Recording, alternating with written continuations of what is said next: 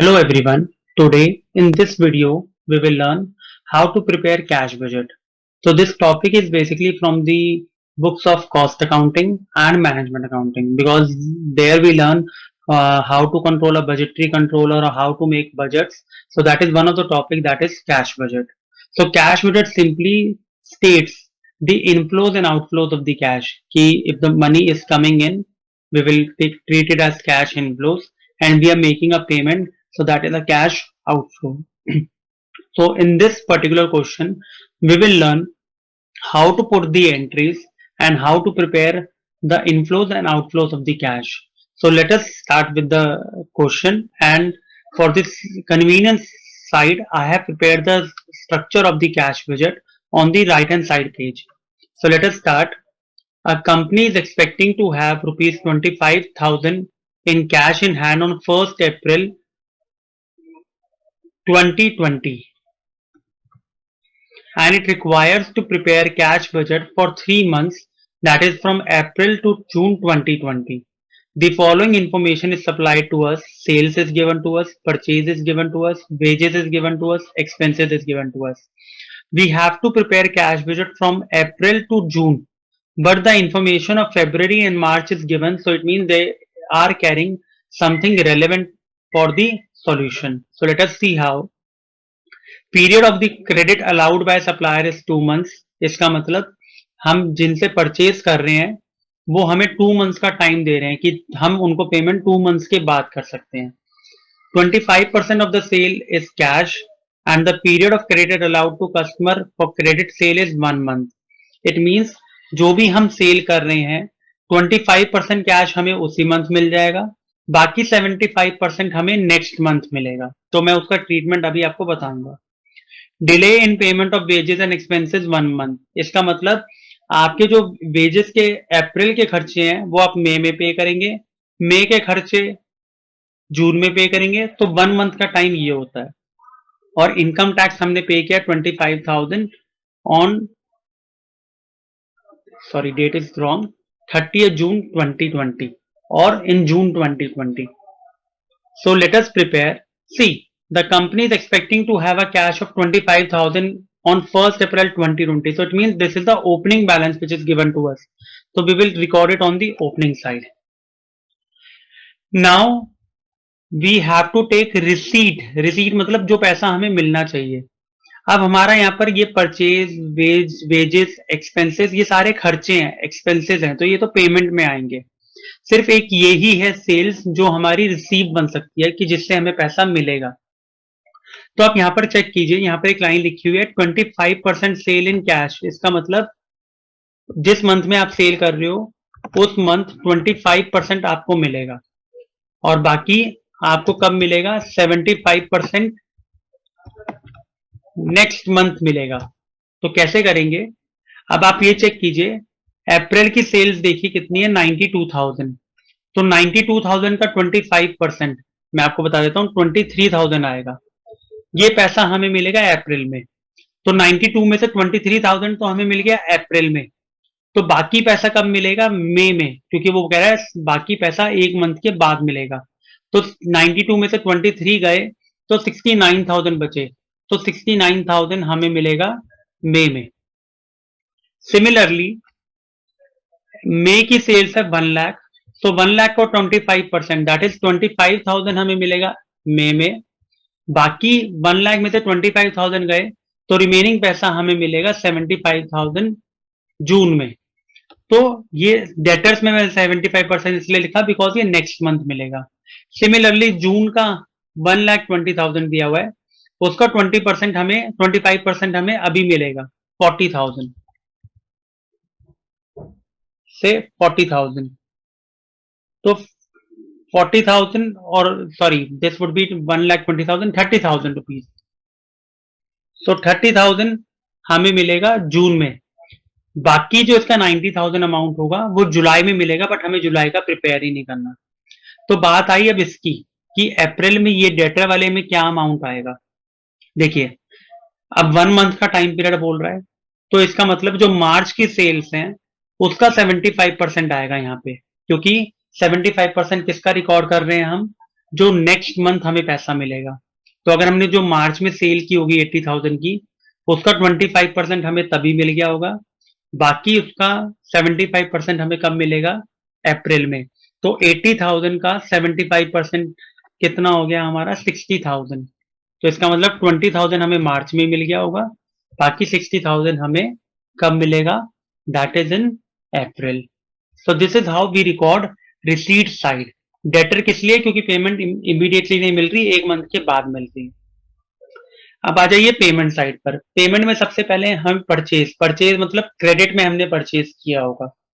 अब यहां पर आप चेक कीजिए, period of credit allowed by supplier is 2 months. इसका मतलब अगर आपने अप्रैल में परचेज किया है तो उसकी पेमेंट आप जून में करेंगे।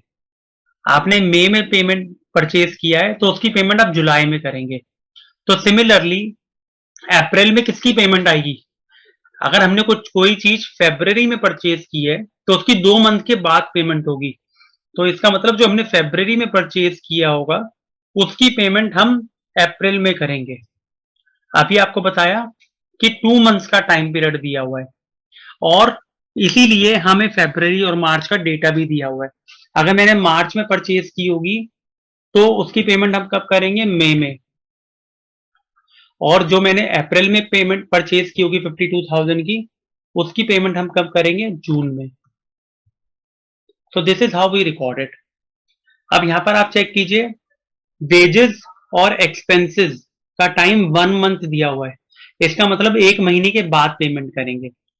अब अप्रैल में कौन से मंथ की पेमेंट करेंगे, जो मार्च में हमने खर्च वेजेस खर्च किया होगा, तो मार्च की पेमेंट होगी अप्रैल में, अप्रैल की पेमेंट होगी मई में, बिकॉज 1 मंथ का टाइम दिया हुआ है, और मई की पेमेंट होगी जून में, और जून की पेमेंट होगी जुलाई में। लेकिन हम जुलाई प्रिपेयर नहीं कर रहे, हम अप्रैल से लेकर जून प्रिपेयर कर रहे हैं। सिमिलरली एक्सपेंसेस के लिए भी सेम पॉइंट है। अब एक्सपेंसिव भी 1 मंथ का है, तो मार्च में जो पेमेंट की होगी वो अप्रैल में जाएगी। अप्रैल में देखिए अब खर्चा कितना किया हमने, 7,000, तो उसका पेमेंट होगा मई में 7,000। और जो अप्रैल में परचेज जो मई में परचेज किया है 8,000, उसका पेमेंट हमारा कब जाएगा, जून में। तो ये हमारी पेमेंट साइड हो गई। तो हमने सेल्स का डेटा भी यूज कर लिया, परचेज का डेटा भी यूज कर लिया, वेजेस का डेटा भी यूज कर लिया, एक्सपेंसेस का भी। अब एक और खर्चा लिखा हुआ है यहाँ, इनकम टैक्स, वो इन्होंने नीचे मेंशन किया हुआ है। Income tax ₹25,000 is to be paid in June 2020। तो जून में हमें पे करना है, तो जून, सीधा हम इसको जून में लिख देंगे 25,000। तो ये हमारा कैश बजट की सारी आइटम्स हमने पोस्ट कर दी। अब अब हमें क्या करना है, एंट्रीज पोस्ट करने के बाद हम रिसीट्स का टोटल करेंगे। रिसीट के टोटल में चेक कीजिए कितना आ रहा है हमारे पास। अब रिसीट के केस में आप लोग इसके अंदर ये भी प्लस कर सकते हैं, 25,000 के अमाउंट को प्लस कर दीजिए सिंपल करने के लिए। तो आप यहाँ पर एक चीज चेक कीजिए, 60,000 प्लस 23,000 प्लस 25,000, तो देखिए कितना अमाउंट बनेगा टोटल रिसीट में। आई एम रिपीटिंग कि ओपनिंग बैलेंस को भी इसी के अंदर प्लस कर दो, ताकि फिर वो आपको करने में आसानी हो। तो आप चेक कीजिए, 25,000 प्लस 23,000 प्लस 60,000, तो ये आपका टोटल बनेगा 1,08,000। इन तीनों को मैंने प्लस कर दिया। इसी तरीके से यहां पर इनकम टैक्स था नहीं, तो डैश डैश, क्योंकि वो सिर्फ जून में था। एक्सपेंसेस का टोटल कर लीजिए आप, एक्सपेंसेस का टोटल बनेगा 40 प्लस 8 प्लस 7, तो 55,000। तो 1,08,000 में से तो क्लोजिंग बैलेंस कैसे निकलेगा, आप इस टोटल को मान लीजिए ए और इस टोटल को मान लीजिए बी। तो क्लोजिंग बैलेंस हमारा कैसे निकलेगा, ए माइनस बी। सो 1,08,000 में से 55,000 गया, तो 53,000 बच गया अप्रैल में क्लोजिंग बैलेंस। तो जो अप्रैल का क्लोजिंग होगा वो मई का ओपनिंग होगा, क्योंकि जो अप्रैल में पैसा बचेगा वो हम मई में ट्रांसफर कर देंगे। तो इसीलिए हम पर मंथ का अलग अलग टोटल करेंगे। तो 53,000 आ गया हमारा ओपनिंग बैलेंस, 53,000 प्लस 25,000 प्लस 69,000, तो ये टोटल हमारा बनेगा 1,47,000।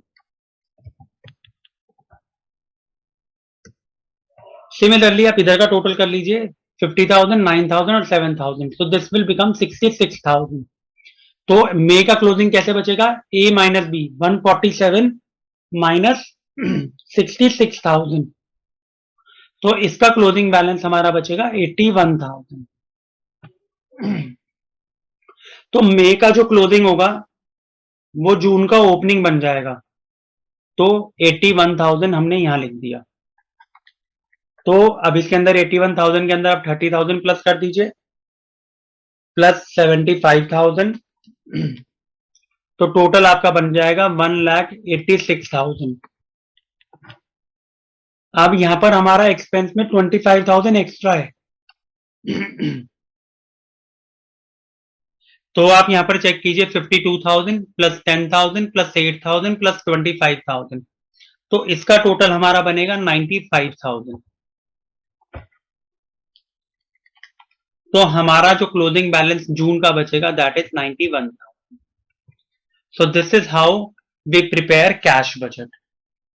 तो हमारे को कैश बजट में यही बनाना होता है। कुछ बुक्स में टोटल का कॉलम भी गिवन होता है, बट वो आपकी मर्जी, आप बनाना चाहें टोटल मतलब अप्रैल मई जून का सीधा सारा टोटल दिखाना। बट बेसिकली कैश बजट हम इसी तरीके से प्रिपेयर करते हैं।